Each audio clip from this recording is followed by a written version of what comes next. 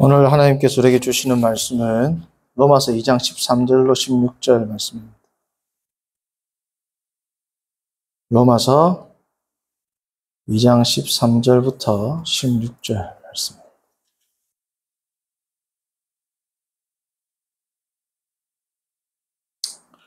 자, 우리 함께 합독하겠습니다. 2장 13절부터 16절까지.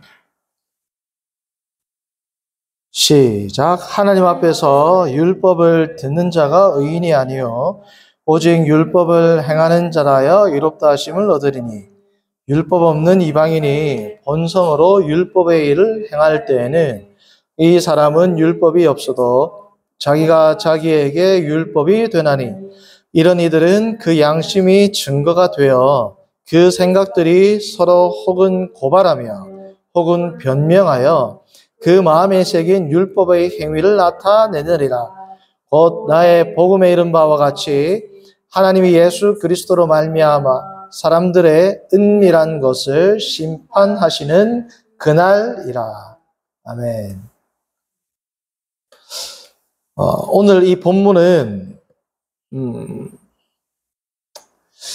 교리적으로 볼 때는 이 계시론을 다룰 때 이방인들의 구원 가능성 혹은 일반 계시를 통한 구원 가능성을 지지하는 본문인가에 대한 여러 가지 논쟁들이 있습니다. 그래서 이 구절을 어떻게 읽느냐에 따라 자연계시 혹은 일반 계시, 자연계시는 로마 가톨릭에서 쓰는 말이죠. 일반 계시는 우리 개신교 혹은 개혁주의에서 쓰는 말이죠. 일반 계시 혹은 자연 계시의 구원 가능성 혹은 구원을 주는 일반 계시, 자연 계시의 충족성을 지지하는 본문인지 아닌지는 오늘 읽는 13절부터 사실 15절, 16절까지를 어떻게 보느냐에 따라서 일반 계시의 한계를 어디까지 설정하는지가 사실은 결정이 됩니다. 그래서 오늘 본문을 포함한 복음을 듣지 못한 자의 구원 가능성을 오늘 본문이 지지하는지 안 하는지 뭐 이런 것들은 오늘 사실 다루진 않고요. 일반 계시의 한계와 역할, 특히 구원에 관해서 일반 계시의 한계와 역할에 대해서 궁금하신 분들은 궁금한 성경 이야기 8번, 10번, 11번 강의를 들으시면 됩니다. 궁금한 성경 이야기에 8번, 10번, 11번 강의를 들으시면 되고 오늘은 그런 관점에서 로마서를 다루지는 않고 오늘 우리가 다루는 것은 조금 다른 관점입니다. 그 제목은 뭐냐 하면 행위에 따라 심판하시는 하나님입니다. 행위에 따라 심판하시는 하나님.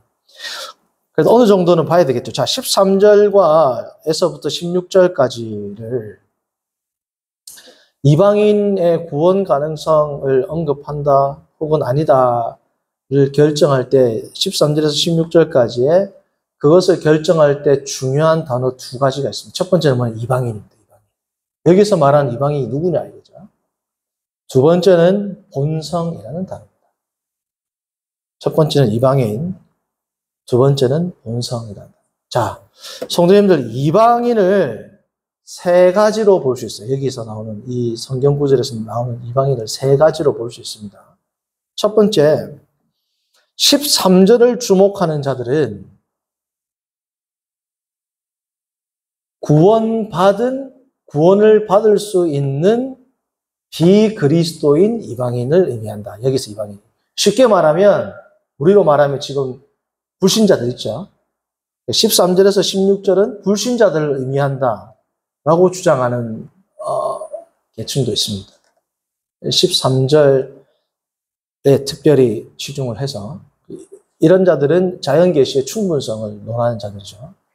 그래서 13절에서 16절의 이 이방인은 유대인들 입장에서는 이방인 하면 누구예요? 그리스도인도 이방인이죠. 유대인들 입장에서는 유대인이 아닌 사람은 다 이방인입니다. 그리스도인이든 그리스도인이 아니든. 당시 지금 AD 1세기에 로마 사회에서, 로마 교회에서 이방인이라고 한다는 것은 특별히 유대인들의 관점에서 볼 때는 이방인이 누구예요? 그리스도인이든 아니든 중요한 게 아닙니다. 유대인이 아니면 다 누구예요? 이방인. 그래서 여기서 말하는 이방인은 비그리스도인이면서 이방인. 우리로 말하면 오늘날 불신자들을 의미한다. 14절을 치중을 하는 사람들, 14절에 강조를 두는 사람은 누구를 말하느냐? 이방인 중에서 누구를 말할까요? 그리스도인 이방인. 유대인들이 볼 때는 이방인이지만 그리스도인 이방인을 이야기한다. 그래서 그리스도인 이방인은 당연히 구원 받아요? 구원 못 받아요? 받죠. 그래서 여기서 말하는 이방인은 13절을 강조하는 사람들은 비그리스도인 이방인이다. 14절을 강조하는 사람은 누구다? 그리스도인 이방인이다. 그러나 15절, 16절을 강조하는 사람은 누구냐면 구원받지 못한 비그리스도인 이방인이다. 1번 의견이랑 반대죠. 1번 의견은 뭐야? 구원받은 비그리스도인 이방인이고 3번 의견은 구원받지 못한 비그리스도인 이방인이다. 네 번째는 예를 들면 구원받지 못한 그리스도인 이방이다. 말이 안 되잖아요. 네 번째는. 그죠? 그러니까 제가 세 가지로 볼 수 있다는 겁니다. 구원받지 못한 그리스도인 이방인은 있을 수가 없죠. 그리스도로 말미암아 구원을 받으니까. 그래서 여기서 말하는 이방인은 세 가지 종류. 누구다? 13절을 강조하면 구원받을 수 있는 비그리스도인 이방인.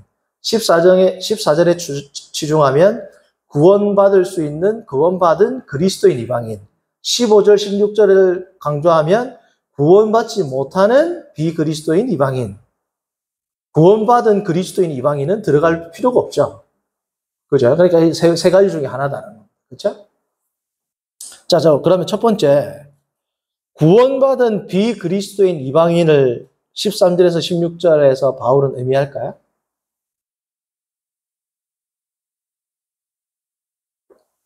그 구원받은 비그리스도인 이방인을 의미한다 그러면 오늘날 전도할 필요도 없습니다. 그렇죠? 지금 관점으로 보면 누구예요? 불신자들. 불신자들이 굳이 교회로 올 필요가 있어요, 없어요? 그러니까 이거는 로마 가톨릭이라든지 아니면 칼바르트 신학을 지지하는 WCC를 옹호하는 자들은 구원받을 수 있는 비그리스도인 이방인을 의미한다라고 볼 수 있습니다. 그들은 전도의 필요성이 그렇게 없죠. 왜요? 하나님은 사랑이기 때문에 모든 자에게 뭐예요? 구원을 열어줄 수 있다. 그게 뭐냐면 칼바르트 신학의 핵심은 화해론입니다. 화해론. 예수 그리스도가 하나님과 우리를 화해시켰다. 그건 우리가 실존적인 믿음과는 여부와는 관계없이 그게 하나님의 위대한 사역이라는 거죠. 우리의 믿음에 달려있다는 것은 전능한 게 아니다. 그리스도의 화해, 그리스도가 제2위 되신 성자 예수 그리스도의 화해론, 화해의 결정적인 클라이막스는 뭐라는 거야? 우리의 믿음과는 관계없이 하나님과 우리가 어떻게? 화해하게 됐다. 13절부터 16절은 그걸 의미하는 구절일까요? 그럴 수는 없습니다. 왜냐하면 교리적으로 비판하기 앞서서 성경, 특별히 성경 전체도 그렇지만 바울 서신 로마서부터 어디입니까? 빌레몬서까지 바울 서신 전체를 보면 이방인들이 구원받을 수 있다라고 말한 부분이 없어요. 오늘 본문이 유일한 예외입니다. 제가 말씀드렸죠. 유일한 예외는 다른 본문에서 뭐예요? 비추어 생각해봐야 돼요. 그렇죠? 스크립투라이 인테프레스. 성경이 성경의 해석자란 말이에요. 덜 명시적인 본문은 명시적인 본문으로 해석을 해야 됩니다. 그러니까 바울신학 전체를 봤을 때 불신자가 구원받을 수 있다는 것은 바울신학 전체에서 볼 때 괴를 이탈은 말이 안 되는 겁니다. 두 번째, 오늘 본문을 볼게요. 오늘 본문을 보면 특별히 이 13절에 하나님 앞에서 율법을 듣는 자가 아니요 오직 율법을 행하는 자는 다 어렵다 하시면 반대 이 뜻이죠. 13절이. 그러면 이방인들 중에서도 율법을 행하는 사람들도 있죠. 이방인들 그게 14절 말씀이거든요. 자, 저를 봅니다.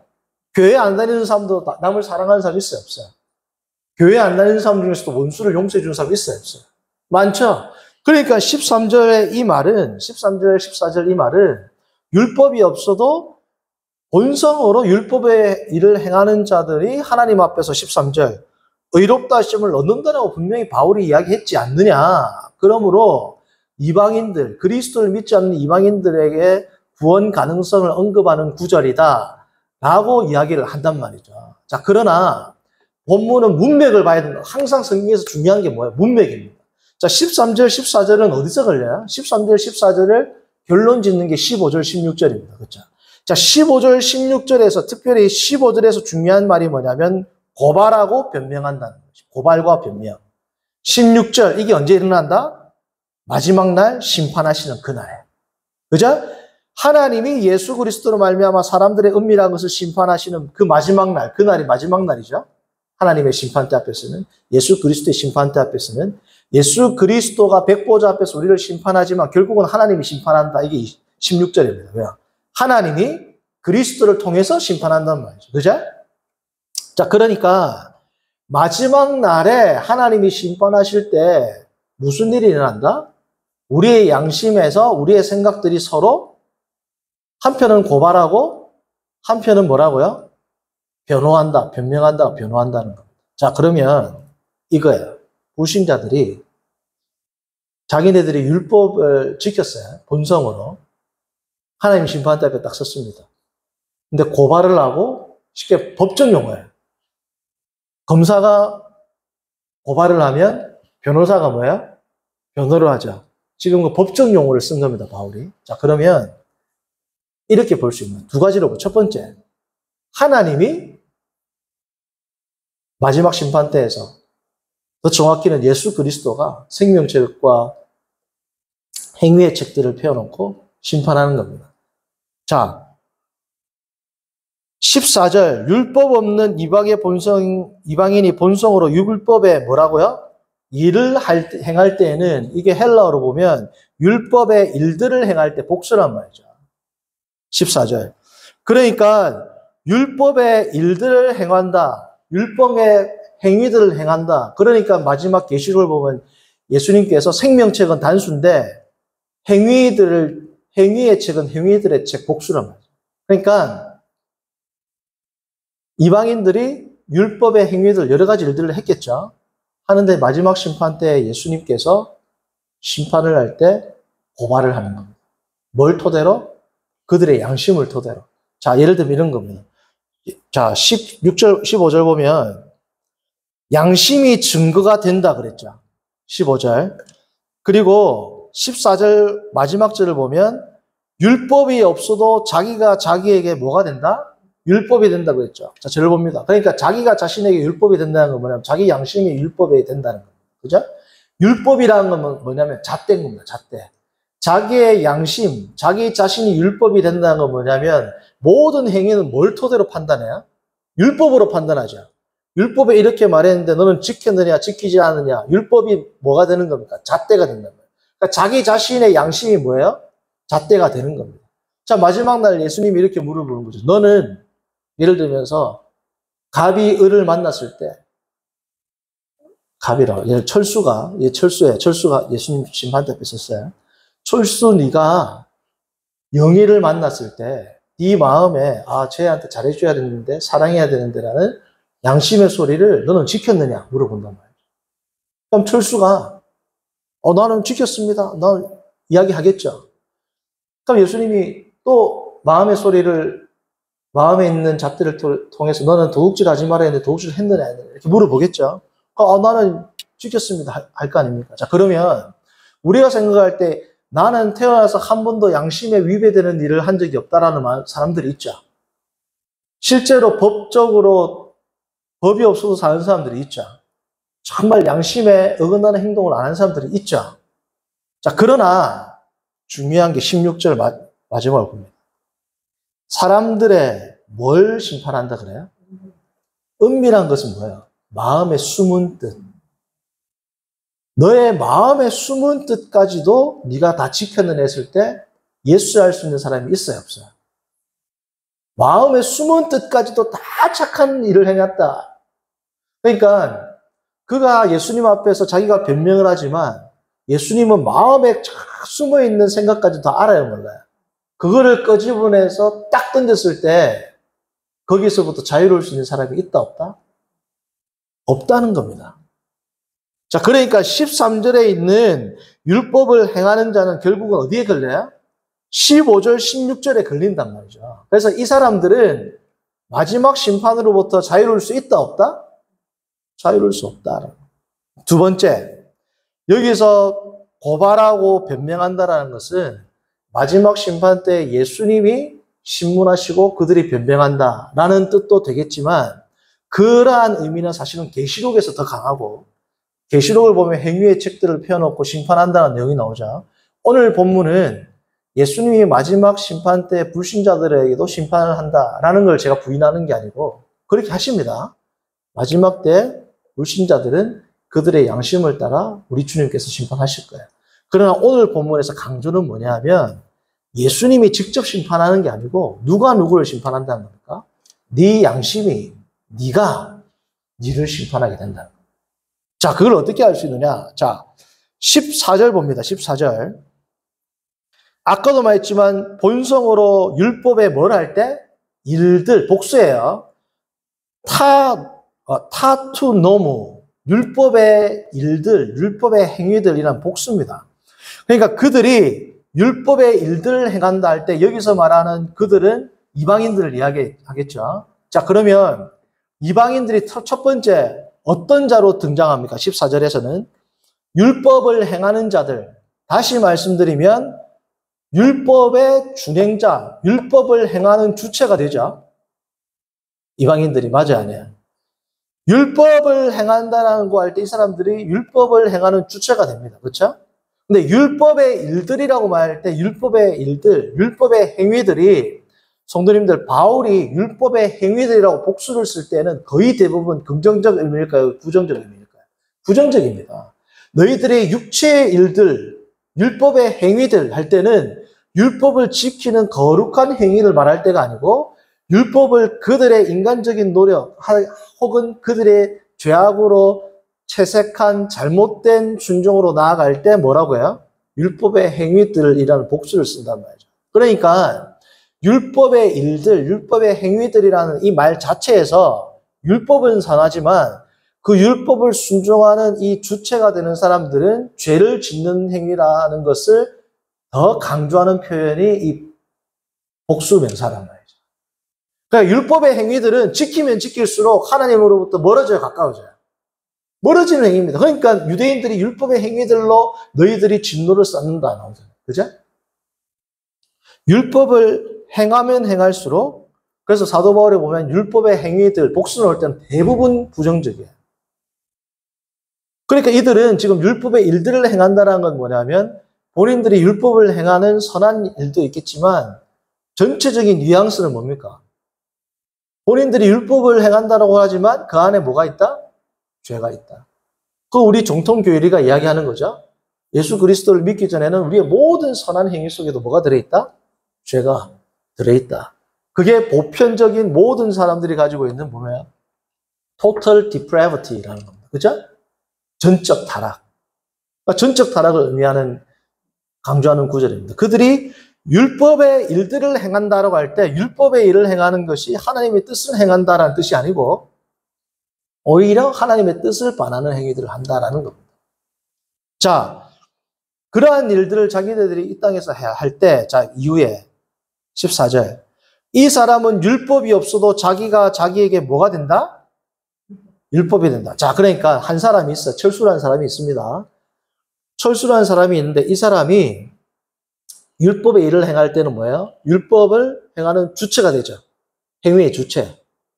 행위의 주체가 되는 동시에 이 사람은 자기가 자기의 율법이 된다 그랬죠. 행위의 주체인 동시에 율법의 주체가 됩니다. 심판의 주체가 돼요. 자기가 자기의 율법이 된다. 율법은 아까도 뭐라고 잣대라 그랬죠. 행위의 주체이면서 심판의 주체가 됩니다. 맞아요, 아니야? 자, 심판의 주체인 동시에 그 행위들을 율법으로 심판하니까 뭐도 돼요? 심판의 대상, 객체도 됩니다. 잘 따라오셨죠? 그러니까 한 사람, 이 불신자 한 사람은 세 가지 역할을 감당하는 거예요. 이 땅을 살면서. 뭐가 된다? 행위의 주체, 율법의 주체, 다시 말하면 행위의 주체, 율법의 주체라는 말은 뭐예요? 판단의 주체, 마지막 심판 때 심판의 주체라는 거예요. 예수님이 심판 안 해도 이 사람이 자기를 심판한다는 거예요. 세 번째는 뭐예요? 심판의 객체, 대상이 된다는 거예요. 그죠? 그러니까 자기 자신이 율법이 돼가지고 자기의 율법의 행위들을 자기가 심판한다는 거예요. 자, 이때 자기가 심판자가 돼가지고 율법이 되어서 자기의 양심으로 율법의 15절 그 말이 이거예요. 그 마음에 새긴 율법의 뭐라고요? 행위. 여기서는 단수입니다. 여기서는 긍정적인 의미예요. 그러니까 여기서 좀 더 부드럽게 번역하자면 율법의 뭐예요? 직무를 나타내는 거예요. 율법의 행위 중에서 제일 중요한 게 심판하는 거죠. 그 율법의 뭐예요? 심판하는 직무를 담당한다는 겁니다. 누가? 자신이. 그러니까 자기 자신이 자기 자신의 행동들을 뭐예요? 심판하게 된다는 겁니다. 마지막 날이 되면. 어떻게? 자기의 양심에 비추어 봐서 예수님이 물어보실 때 자기의 양심으로 자기가 벌써 자 그러면 이 지금 비유를 드는 거죠. 비유. 이 내용이 자기가 자기를 심판할 때 어떤 현상이 생기는지를 표현하는 게 15절에 고발하고 변명한다는 거예요.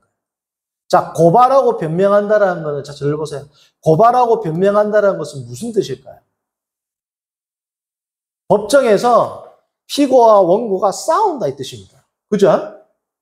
검사와 변호사가 하나의 사건, 하나의 행동을 두고 검사는 A라고 보고 변호사는 B라고 보는 거 아니에요, 결국은.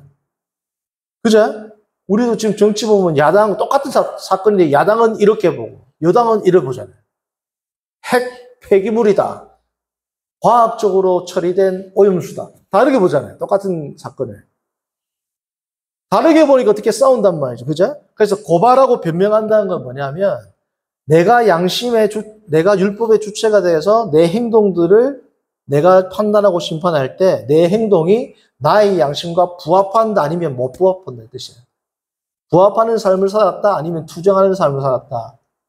전자입니까? 후자입니까? 후자잖아요. 후자.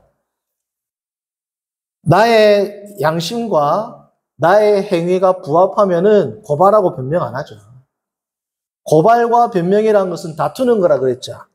그러면 마지막 심판 때 하나님 앞에 섰을 때 자기의 양심이 율법이 되고 주체가 돼서 자기의 행동들을 심판을 할 때의 그 광경을 우리가 묘사해보고 상상해보면 자기 자신이 했던 행동들이 양심에 부합했다, 부합하지 않았다? 부합하지 않았다는 겁니다. 마지막에 은밀한 것을 심판할 때. 결국은 자기 자신이 자기를 심판해도 아, 나는 부합하지 않는 삶을 살았다라고 모든 인간이 인식하고 깨달을 때가 온단 말이죠. 그러니까 예수님이 너는 지옥에 가라 그래도 할 말이 없어진단 말이에요. 자기가 율법이 되어서 자기의 행위들을 심판하게 되면 이 땅에 살면서는 자기가 선한 줄 알았는데 계시의 눈이 밝아져서 마지막 심판 때 자기의 모든 숨은 뜻을 자기의 양심에 비춰보았을 때 아, 나는 양심에도 100% 부합하는 삶을 살지 못했구나라는 것을 깨닫게 된다는 거죠. 마치 유대인들이 율법에 나는 부합하지 못하는 삶을 살았구나라는 것과 같은 의미인 겁니다. 자, 그러니까 여기서 말하는 이방인이 구원받을 수 있다라는 것을 의미하는 구절이 아니란 말이죠. 그러면 모든 이방인들, 복음을 듣지 못한 모든 이방인들은 다 구원 못 받습니까? 를 이야기하는 구절은 아니라고 그랬습니다, 제가. 그거를 알려면 아까 말씀드렸던 그 강의를 들으시면 돼요. 오늘은 지금 그 포커스가 아니란 말이죠. 그죠? 어쨌든 여기서 말하는 이방인은 이방인들이 구원받을 수 있다. 비그리스도인 이방인들이 구원받을 수 있다라는 의미로는 읽힐 수 없다라는 겁니다. 그죠? 두 번째. 그러면 구원받은 구원받은 그리스도인 이방인을 의미한다. 우리로 말하면 우리들 말하는 거죠. 유대인들 입장에서 신약의 성도들 이야기하는 겁니다. 그러니까 그리스도인 이방인 혹은 이방인 그리스도인, 그렇죠? 자, 그리스도인 이방인들을 의미한다라고 주장하는 보수적인 학자들도 많이 있어요. 예, 뭐 이름은 거명 안 합니다만 어쨌든 보수적인 신학자들이 많이 있습니다. 자, 보시면 그들이 주목하는 구절은 14절입니다. 율법 없는 이방인이 뭐로? 본성으로라는 말이 나오죠. 본성. 그래서 제가 오늘 이 구절을 해석할 때 중요한 단어가 이방인이고 두 번째가 뭐라는 거예요? 본성이라 그랬죠. 자, 율법 없는 이방인이 본성으로 율법의 일을 행한다. 이 말은 그리스도인을 의미한다는 뜻이라는 겁니다. 왜요?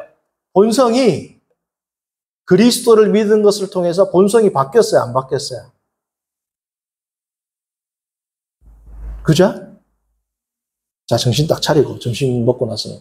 지금 본성으로 율법의 일을 행한다는 것은 긍정적인 표현입니까? 부정적인 표현입니까? 지금 구원받은 그리스도인 이방인을 이야기하는 사람들은. 긍정적 표현이죠. 왜냐하면 본성이 바뀌었잖아. 예수 그리스도를 믿고 본성이 바뀌었기 때문에 이들이 하는 행동은 선하다, 이 뜻입니다. 그죠? 자, 제가 예를 들어볼게요. 8장, 로마서 8장 4절 봅니다. 육신을 따르지 않고 그 영을 따라 행하는 우리에게 뭐가? 율법의 요구가 이루어지게 하려 함이라. 율법의 요구는 다시 말하면 율법에서 요구하는 행위들을 이야기하겠죠. 그것을 구원받은 자들은 뭐예요? 이제 이룰 수 있고 행할 수 있다.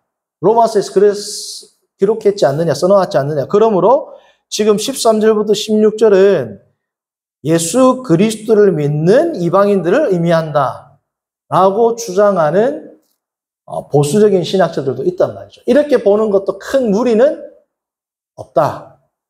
왜요? 예수 그리스도를 통해서 그들이 뭐예요? 본성이 변화했기 때문에. 그래서 예를 들면 예레미야서 31장 33절 새 언약을 보면 새 언약에 대한 예언을 보면 이렇게 되어 있습니다. 그러나 그날 후에 내가 이스라엘 집과 맺을 언약은 이러하니 곧 내가 나의 법을 나의 율법을 그들 속에 두며 그들 마음에 두며 그들의 마음에 기록하여 나는 그들의 하나님이 되고 그들은 내 백성이 될 것이라. 그러니까 본성이 변하니까 마음에 율법이 새겨지니까 그들의 본성이 변해서 그들이 뭐예요? 하나님의 율법의 참 정신을 이제 행하게 되었다. 그러므로 여기서 말하는 이방인들은 예수님을 안 믿는 이방인이 아니고 예수님을 믿는 이방인. 그렇기 때문에 그들이 구원받는 것에 대해서 이야기한다라고 이야기하는 분들도 있습니다. 이거는 뭐 오케이, 괜찮아요. 그렇죠? 그러나 본문 전체를 보면 오늘 여기서 이방인은 구원받지 못하는 비그리스도인 이방인을 의미하는 가능성이 더 크다. 구원받은 그리스도인 이방인을 이야기하는 게 아니고 바울이 여기서. 왜냐하면 지난주에도 살펴봤지만 문맥 전체를 봤을 때 2장 1절부터 16절까지 소위 수직적 표지, 2장 1절부터 16절까지 반복적으로 쭉 나오는 단어가 뭐였어요? 동사는 심판하다. 명사로 심판. 지난주 설교 기억나시죠? 심판과 심판하다가 2장 1절부터 16절까지 전체를 아우르는 개념이었어요. 자, 보십시오. 남을 판단하는 사람아, 심판하는 사람아 에서 16절 뭐로 끝나요? 은밀한 것을 뭐예요? 심판하시는. 그러니까 하나님의 정죄, 하나님의 심판이 전체 2장 1절부터 16절을 지배하고 있는 주된 개념이라면 여기서 나오는 이방인은 하나님의 진노의 대상이에요. 은혜의 대상이에요. 심판의 대상으로 그리고 있겠죠. 그러니까 그리스도인 이방인일 수가 없죠. 전체적인 맥락으로 봤을 때. 비그리스도인 이방인을 의미할 가능성이 많습니다. 그죠? 이 문맥을 볼 때. 두 번째, 로마서 전체를 보면 예를 들어 3장 12절 봅니다. 로마서 3장 12절. 이거는 이거 넘어가고. 두 번째는 또 뭐냐 하면 14절에 있는 율법이 없는 이방인은 율법 없는이라는 말이 나오죠. 처음 율법이 없다라는 것은 우리가 생각할 때 예를 들면 지금 돈이 없네 이런 건 틀려. 내한테 지금 물이 없네. 내가 지금 뭐 친구가 없네. 율법이 없다라는 것은 율법 밖에 있다라는 뜻입니다. 유대인들 입장에서. 그러니까 율법 밖에 있다라는 것은 무슨 뜻이 단순히 율법이 없다 뜻이 아니고 구원 밖에 있다는. 그러니까 율법이 없는이라는 말 자체가 아주 뭐예요? 구원에서 단절됐다라는 부정적 의미를 담는 표현이 뭐예요? 율법 없는 이방인이니까. 그래서 율법 없는 이방인이라는 것이 단순히 율법이 없는 그리스도인을 의미한다기보다는 구원과 단절됐다라는 의미가 강하기 때문에 뭐일 가능성이 더 많다? 비그리스도인 이방인을 의미하는 가능성이 더 많다. 세 번째는 뭐냐? 그리스도로 말미암아 구원받는 삶에 대해서는 지금 3장 20절까지는 안 나와요. 예수 그리스도로 말미암아 주어지는 의는 3장 21절부터 나옵니다. 자, 볼까요? 3장 21절. 이제는 율법 외에, 이 말이 뭐예요? 아까 율법 없는과 같은 뜻입니다. 이제는 율법 외라는 건 뭐예요? 율법 안에가 아니고 율법 바깥에 진짜 의가 있다는 거죠. 율법 외에 하나님의 한 의가 나타났으니 원래는 율법이 하나님의 의였죠. 율법 바깥에 있다는 거예요. 그게 누구라는 겁니까? 선지자들에게 증거를 받은 22절 예수 그리스도다. 그래서 예수 그리스도로 말미암는 의 개념은 쉽게 말씀드리면 그리스도인, 예수 그리스도를 통하여 구원받은 그리스도인에 대한 개념은 3장 21절부터 본격적으로 나온단 말이죠. 그러니까 2장에 나타나는 이 이방인을 그리스도인 이방인으로서는 아직 너무 이르다는 거예요. 이해되셨죠? 그러니까 비그리스도인 이방인일 가능성이 더 높다. 지금 제가 뭐였어요? 첫 번째, 수직적 표지를 볼 때 심판의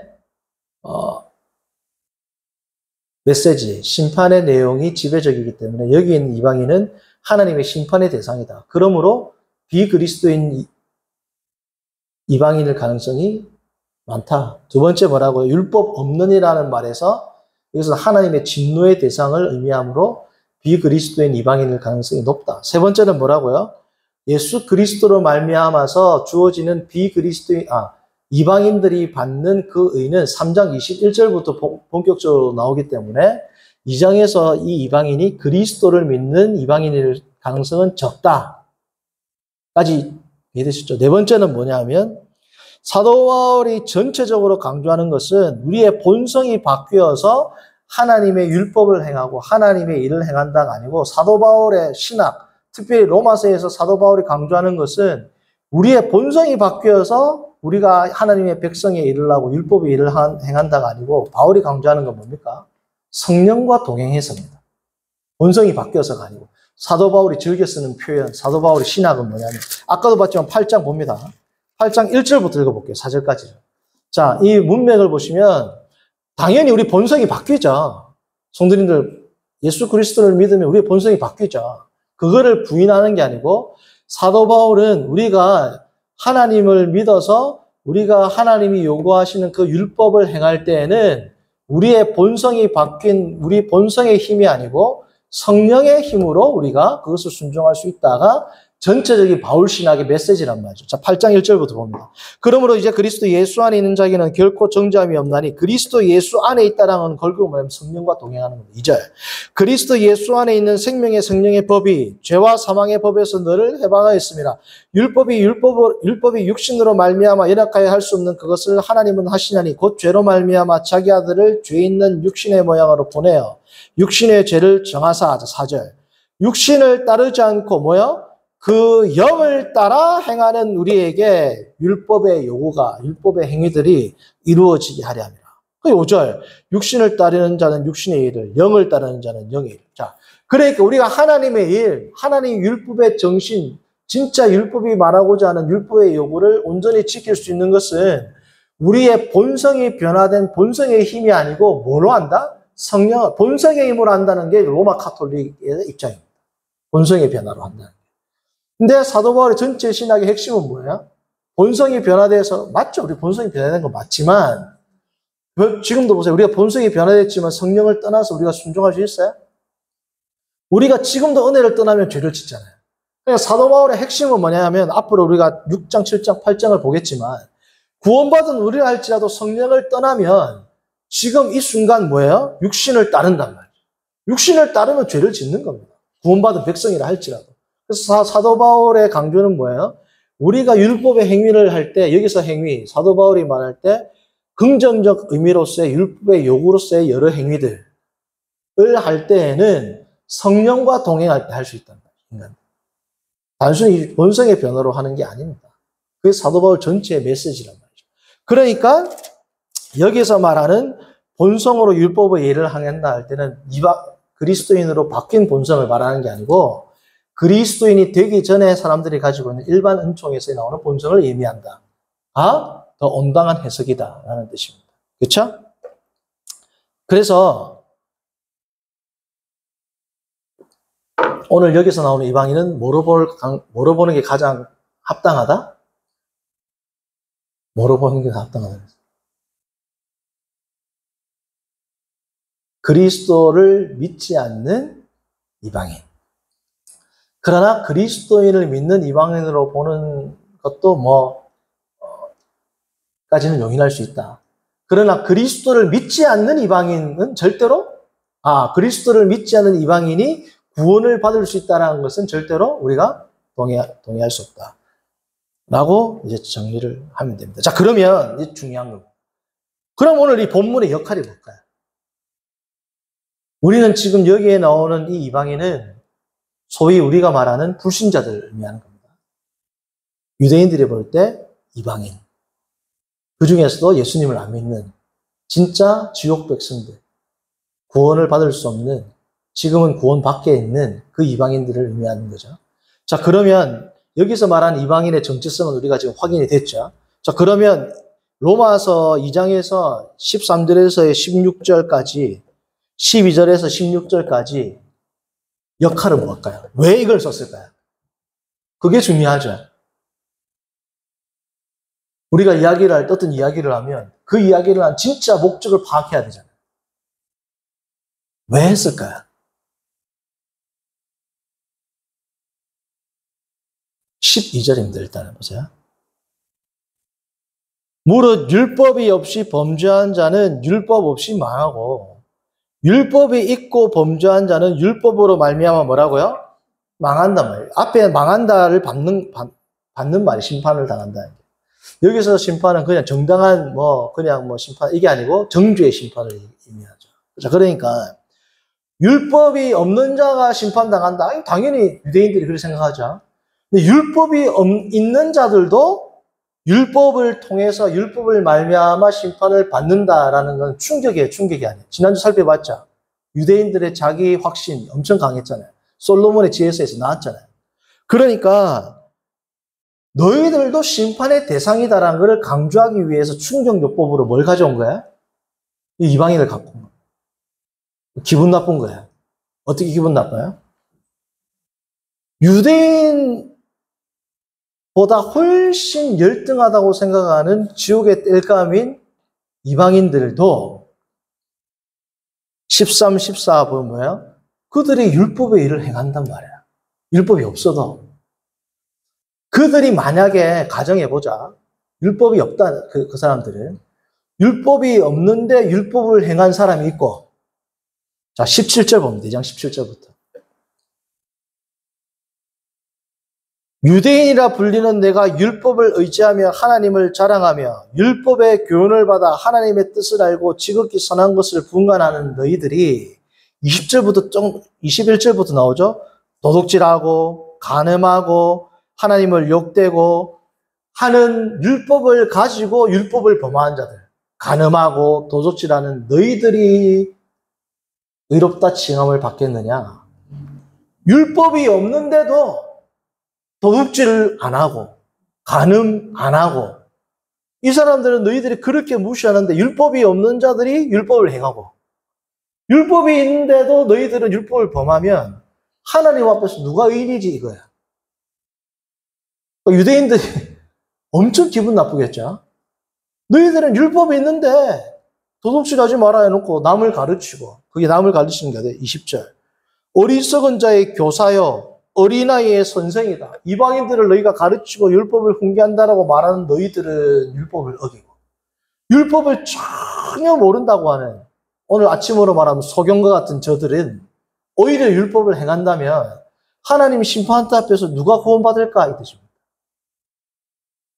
이방인들이 율법 없는 이방인들이 구원받는다. 그걸 강조하기 위해서가 아니고 수사학적 기법이란 말이에요. 누가 받겠노 이 뜻입니다. 그 유대인들이 뭐예요? 유대인들의 책망하는 도구로 가져온 게 뭡니까? 이방인. 예수님이 비슷한 예를 들었죠. 니느웨 사람들, 소돔과 고모라 백성도 회개했을 거다. 구약 사람들이 제일 무시하고 경멸하는 자들이 소돔과 고모라인데 걔들이 니네보다 낫다 이거잖아요. 그 똑같은 수사학적 기법입니다. 사도 바울이 뭐예요? 이방인들이 니네들보다 낫다라는 겁니다. 성도님들, 우리가 오늘날도 우리 성도들이 무슨 생각을 할까요? 자, 유대인들이 우리는 절대로 구원에서 떨어질 수 없다라고 생각했던 게 자기 확신을 가능하게 했던 세 가지가 있습니다. 하나님이 삼위일체인 것처럼 물론 유대인들이 삼위일체 하나님에 대한 정확한 신앙 고백은 없었지만 완전수 3에 대한 개념은 있었거든요. 우리가 하나님이 하나만 준 게 아니고 우리는 절대로 하나님으로부터 끊을 수 없다. 그게 지난주 솔로몬의 지혜서에서 그 확신이 나왔지 않습니까? 그 확신을 가능케 한 세 가지가 있습니다. 첫 번째가 뭐냐? 그들에게 뭐가 있었어요? 율법이 있었습니다. 율법 이전에 더 중요한 거, 성전이 있었어요. 성전. 우리는 성전이 있다. 성전에는 뭘 행해요? 제사를 행하죠.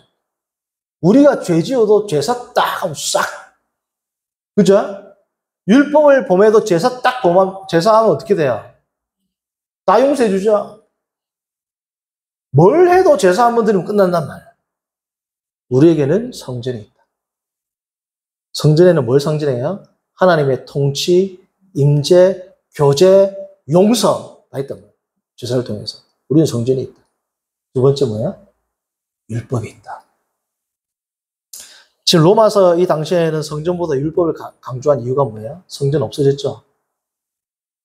성전이 여기서는 지금 AD 70년 전이니까 성전이 완전히 회파된 것은 아니지만 성전, 그러니까 제2성전 시대, 에스라 느헤미야 때 그 성전 시대 이후에는 사람들이 뭘 많이 드립니까? 회당 중심으로는 뭘 많이 이제 강조해요? 율법을 강조하게 됐죠. 그러니까 로마서에서는 거의 성전과 버금가게 강조되는 게 뭐예요? 율법이란 말이죠. 그러니까 유대인의 확신 첫 번째, 성전이 있다. 두 번째 뭐예요? 율법이 있다. 왜냐하면 BC 587년 예루살렘, BC 586년, 587년에 성전은 멸망해도 율법은 가져갔거든요. 예레미야를 통해서 바벨론으로 가져갑니다. 이 예레미야를 통해서 바벨론으로 가져간 것에서부터 히브리어 마소라 텍스트가 나오고 그리고 일부 또 그때 피난 가던 사람이 성전에서 배파되었을 때 예레미야는 바벨론으로 갔고 또 애굽으로 갔다가 예레미야가 또 애굽으로도 내려가죠. 나중에 예레미야가 애굽으로 내려가거든요. 그러니까 이 성전이 파괴되었을 때 일부는 애굽으로 내려가고 또 일부는 바벨론의 포로로 잡혀가죠. 다니엘과 같은 자들. 바벨론의 포로로 잡혀간 자들도 뭘 가져갔어요? 율법을 가져갔어요. 성전은 없어도 율법을 가져갔어요. 그러니까 뭐가 이루어져요? 예배가 계속 된단 말이죠. 그때는 제사는 없어졌지만 예배는 됩니다. 그리고 예레미야가 나중에 엘레판틴 지역에 애굽으로 내려가죠. 그래서 이 애굽에서도 뭐예요? 계속 예배를 드리죠. 그래서 히브리어 사본이 애굽으로 내려간 게 나중에 70인역이 되는 거고 바벨론으로 넘어간 게 나중에 뭐가 되는 마소라 텍스트가 되는 거죠. 오늘날로 말하면 히브리어 성경. 그리고 애굽으로 내려가가지고 그 사람들이 나중에 번역하게 된 게 뭐냐면 70인역이란 말이에요. 자, 그러니까 그들에게는 성전이 있고, 두 번째는 뭐가 있어요? 율법이 있죠. 세 번째는 뭐가 있어요? 할례를 행했다. 하나님의 백성의 표징이라고 했습니다. 언약은. 성도님들, 할례가 어느 정도로 강력한 그들에게 자기 확신을 줬냐면, 언약의 표징, 표시 있죠, 표징. 이 표징이 헬라어로 표적입니다. 예수님의 표적을 행하실 때 세메이온 노죠. 이게 히브리어 오트란 말이죠. 표적은 뭐냐면 단순히 우리가 생각하는 미라클이 아니고 사인입니다. 사인. 사인은 뭡니까? 확실한 도장이란 말이에요. 도장. 자, 구약의 언약의 표징, 언약의 도장이다. 이거는 확실히 내 백성이라 도장을 빵 찍는 거죠. 언약의 표징이라고 쓴 거는 성경 전체 2개밖에 없어요. 구약에. 첫 번째는 뭐예요? 레인보우. 무지개입니다. 내와 나의 언약의 표징이라는 말 써요. 두 번째가 뭐예요? 할례입니다. 다시는 홍수로 멸하지 않겠다라는 그 표징과 버금가는 게 뭐예요? 버금가는 게 뭐예요? 할례입니다. 절대로 내 백성에서 너희는 떨어지지 않겠다 이거거든요. 그거를 갖고 있어. 무지개에 버금가는 그 표징을 가지고 있어. 누가요? 유대인들이. 세계에 성전이 있어. 성전 딴 사람들 있어요? 없죠? 율법 딴 사람들 있어요? 할례 딴 사람들이 행하는, 다른 나라에서 행하는 할례는 그들의 언약의 할례가 아니죠. 이 세 개를 다 갖고 있어. 그런데 우리가 구원에서 떨어져? 말도 안 돼, 말도 안 돼. 말이 안 돼. 어떻게 구원을 못 받아 내가? 너는 미쳤구나. 넌 세 개나 있어. 나는 아브라함의 자손이 할례를 행했어. 성전에서 율법이 있어. 근데 내가 하나님 구원에서 떨어진다고? 말도 안 되는 소리를 하지 마. 오늘날 성도가 어떻게 생각합니까? 나는 그리스도와 코이노니아를 해. 그리스도가 누구예요? 성전입니다. 새 성전. 성전보다 크신 이가 여기 있나니 3일 만에 헐라 내가 다시 세우리라. 예수 그리스도가 성전이니까 성전인 예수님이 어디 계세요 지금? 하늘 보좌 우편에 있죠. 그러니까 우리가 하늘나라를 천국이라 부르는 겁니다. 성전이 거기 있어요 지금. 그죠? 그리고 우리가 예수 그리스도의 영인 성령 하나님 계시니까 우리가 교회를 성령의 전 성전이라 부르잖아요. 나는 예수 그리스도 성전이 있어. 두 번째 뭐예요? 그들이 율법이 있다고 했죠. 너 성경을 봐. 성경을. 세 번째 뭐예요? 할례를 행했다고 했죠. 나는 영적인 할례, 성령으로 인치심을 받았고 나는 세례 받았어. 나는 세례도 받았고 성경도 읽고 나는 성전 되신 예수 그리스도 안에 있고 유대인들이 성전에서 어떠한 죄를 많이 들어도 죄를 많이 지어도 제사 한 번이면 끝나는 것처럼 내가 어떤 죄를 지어도 하나님 잘못했습니다라고 이 교회에 와서 회개하면 끝나. 그들의 생각과 우리의 생각이 같아야 안 같아요. 그들이 성전이 있고 제사를 통해서 나는 모든 죄를 용서받고 하나님의 임재와 통치를 경험한다. 우리가 교회에서 예배드리면서 하나님의 임재와 통치와 용서를 경험한다. 나는 매일 성경을 읽는다. 나는 세례를 받았다. 의 확신과 그들의 확신과 뭐가 다릅니까? 그러나 그들의 자기 확신을 예수님은 인정하셨나요? 그들의 자기 확신을 한 번이라도 인정하셨나요?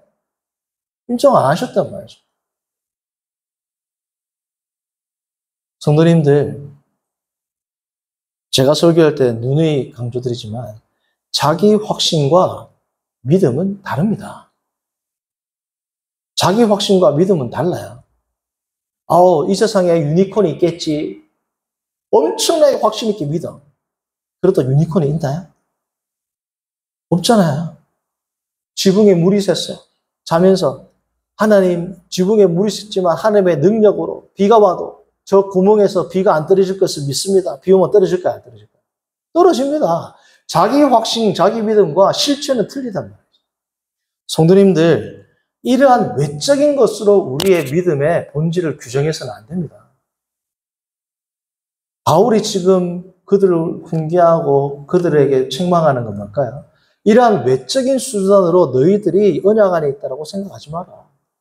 진짜 언약 안에 있는 것은 뭐예요? 로마서에서 강조하는 것은 그리스도를 인정하고 믿는 것. 그리스도를 인정하고 믿는 것은 뭐예요? 아까도 말했듯이 성령에 따라 행하는 것.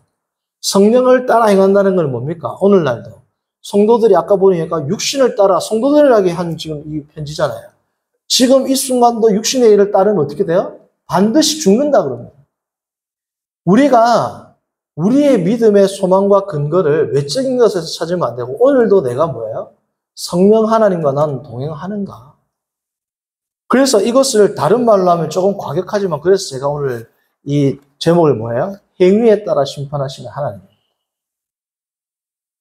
내가 성도로서 전혀 선한 행동을 하지 않고 바깥에서도 세상 사람들과 똑같은 행동을 하고 불법을 자행하고 죄를 행하고 불신자들과 똑같은 행동을 하면서 교회 와가지고 자문했습니다. 용서해 주셨겠지. 내일 또 저 짓고.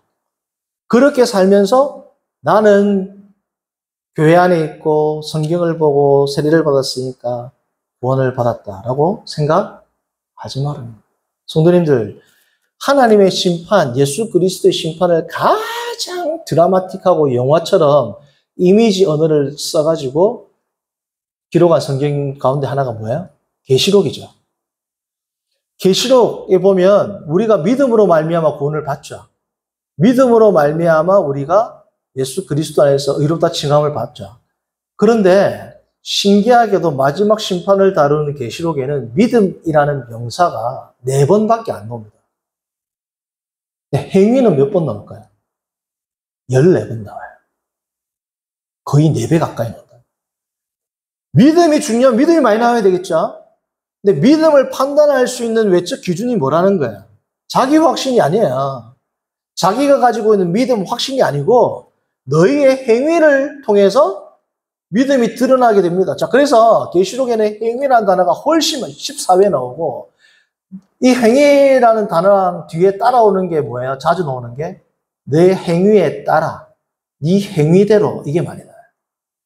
그러니까 여러분들 예수님께서 7 교회에게 주신 책망 가운데 계시록 2장 23절 또 내가 사망으로 그의 자녀를 죽이리니 모든 교회가 나는 사람의 뜻과 마음을 살피는 자인 줄 알지라. 나는 사람의 뜻과 마음을 살피는 자인 줄 알리라. 오늘 말했던 사람의 은밀한 것들을 심판하신 하나님 같은 내용이죠. 사람의 뜻과 마음, 이 우리의 믿음이죠.